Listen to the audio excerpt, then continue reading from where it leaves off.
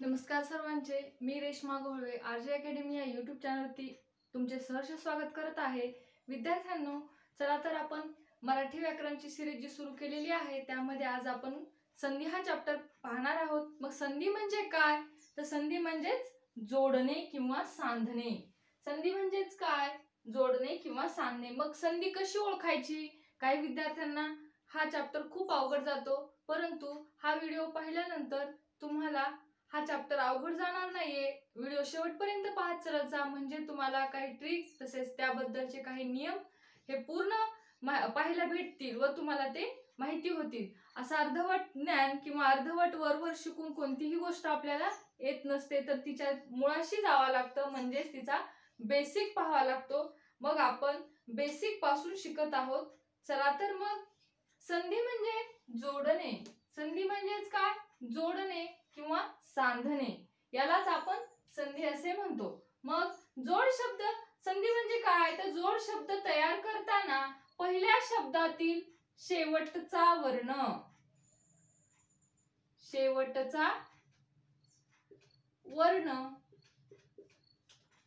शेवटचा काय आहे? वर्ण आहे. आणि दुसऱ्या शब्दातील पहिला वर्ण हे एकमेकांत मिसळतात व त्या दोहोंबद्दल एक वर्ण तयार होतो. या वर्णांच्या अशा एकत्र होण्याच्या प्रकारास काय म्हणतात? तर संधी असे म्हणतात. संधी म्हणतात. हे पहा, एक नोटबुक किंवा एक वही करायची आहे, त्यामध्ये तुम्हाला या कन्सेप्ट लिहित चालायचं आहे, म्हणजे तुम्हाला एक्झाम जवळ आल्याच्या नंतर रिव्हिजन करता सोपं जाणार आहे. तुम्ही जर शेवटी रिव्हिजन साठी पुस्तक किंवा मोबाईल उघडून बसलात तर तुम्हाला हे रिव्हिजन करणं शक्य होणार नाहीये.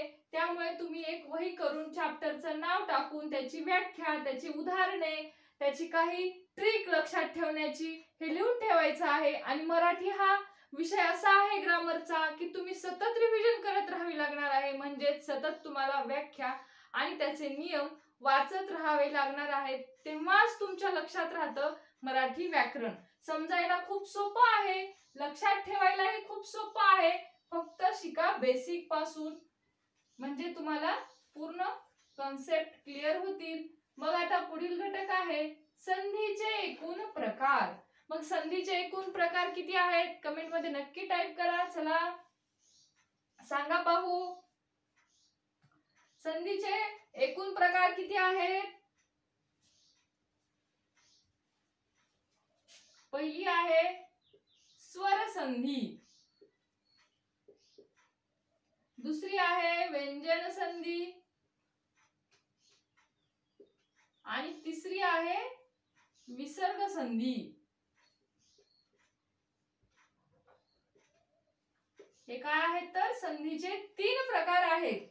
मग याच्यामध्ये वर्णमाला हा चॅप्टर खूप इम्पॉर्टंट आहे, कारण की तुम्हाला स्वर, स्वरादी, व्यंजने, कठोर व्यंजने हे लक्षात आले पाहिजे, तेव्हाच तुम्ही ह्या संधी हा चॅप्टर कव्हर करू शकता. तर वर्णमाला हा चॅप्टर म्हणजे स्वर, व्यंजने ओळखायला शिका, म्हणजेच तुम्हाला संधी हा प्रकार अवघड जाणार नाहीये. कारण आपण स्वर संधी म्हणजे काय, व्यंजन संधी म्हणजे काय, त्यांची ट्रिक, त्यांचं एक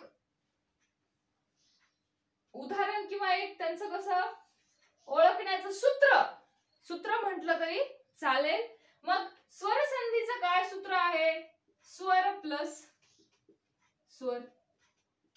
स्वर प्लस स्वर झालं की काय? स्वर संधी. मग आता एक उदाहरण घेऊया संधीचं, म्हणजे तुम्हाला लक्षात येईल.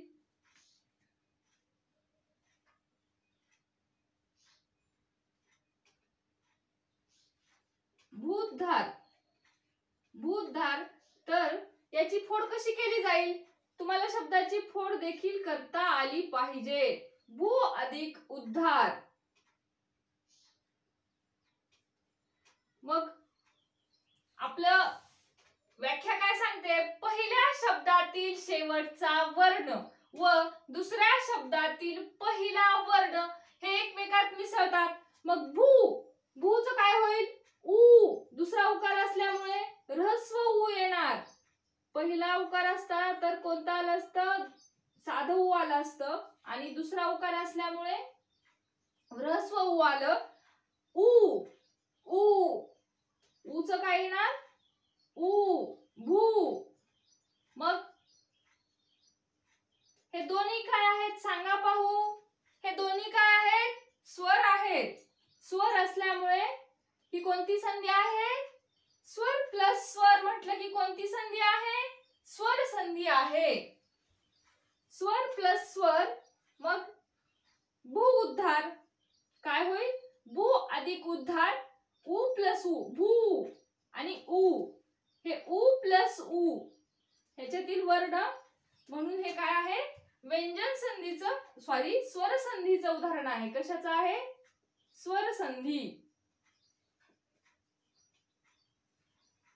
याचं सूत्र एक लक्षातच ठेवायचं आहे, स्वर प्लस स्वर म्हटलं की स्वर संधी. चला तर मग आता आपण स्वर संधी म्हणजे काय हे पाहायला सुरुवात करूया.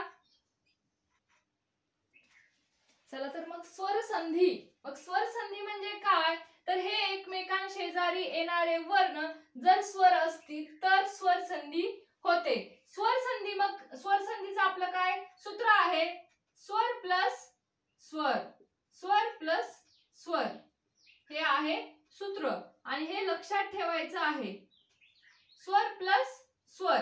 मग आता आपण याची काही उदाहरणे घेणार आहोत, परंतु त्यापूर्वी एक सांगेल तुम्हाला, ह्रस्व किंवा दीर्घ स्वरापुढे तोच स्वर ह्रस्व किंवा दीर्घ आल्यास, म्हणजेच दोन सजातीय स्वर लागोपाठ आल्यास त्या दोहोंबद्दल त्याच जातीतील एक दीर्घ स्वर येतो. काय येतो, जर सजातीय स्वर एका समोर एक आले असतील तर त्यातील दीर्घ स्वर घेतला जातो. मग देव अधिक आलय, मग याचा देव व व काय येईल, देव. अ अधिक पहिल्या शब्दातील शेवटचा वर्ण आणि दुसऱ्या शब्दातील पहिला वर्ण आ, मग काय होईल, हे काय आहेत, सजातीय स्वर आहेत, म्हणून याच्यातील कोणता स्वर घेतला जाईल, परंतु दीर्घ स्वर घेतला जाईल, म्हणून देवालय हा शब्द तयार होईल. पुढील आहे विद्या अधिक अर्थी. विद्या अधिक अर्थी, विद्या अधिक अर्थी अ, मग काय, आ अधिक अ, म्हणून विद्यार्थी.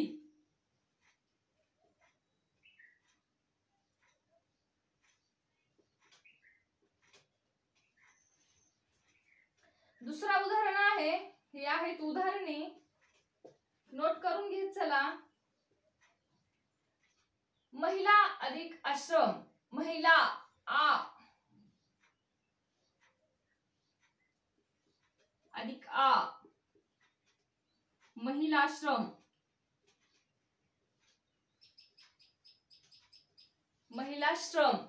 पुढील उदाहरण आहे चौथं, मुनी अधिक इच्छा, मुनी अधिक इच्छा काय होईल, ई, मुनी अधिक ई,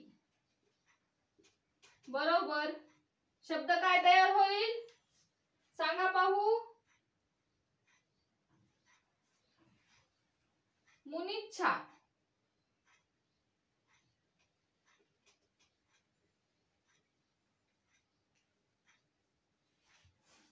पाचवा आहे उदाहरण, गिरी अधिक ईश, गिरी री दुसरी वेलांटी आहे, री काय येईल मग याच्यासाठी, पहिली वेलांटी येईल इथं, गिरी अधिक ईश.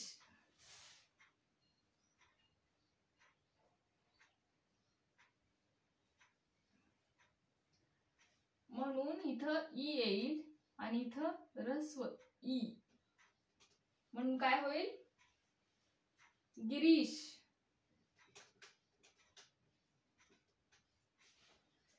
आणि सहावं उदाहरण आहे मही अधिक ईश. मही अधिक ईश काय होईल, मही, दीर्घ ई प्लस दीर्घ ई, बरोबर. काय शब्द तयार होईल, महिष. आय शब्द तयार होईल महिष. तर विद्यार्थ्यांनो, तुम्हाला समजली काही उदाहरणे आणि समजली असतील तर व्हिडिओला नक्की लाईक करा. तसेच आपल्या चॅनलला सबस्क्राईब देखील करा, म्हणजेच तुम्हाला असेच मराठी व्याकरणाचे नेक्स्ट लेक्चर पाहायला मिळतील. आणि स्वरसंधीचे आपल्याला आणखीन याच्याचे 4 ते 5 नियम आहेत. स्वरसंधी कशी ओळखायची त्याचे ते देखील आपण कव्हर करणार आहोत आणि पुढील संधीचा प्रकार देखील कव्हर करणार आहोत. तर तोपर्यंत धन्यवाद. भेटूया अशाच नेक्स्ट लेक्चर मध्ये.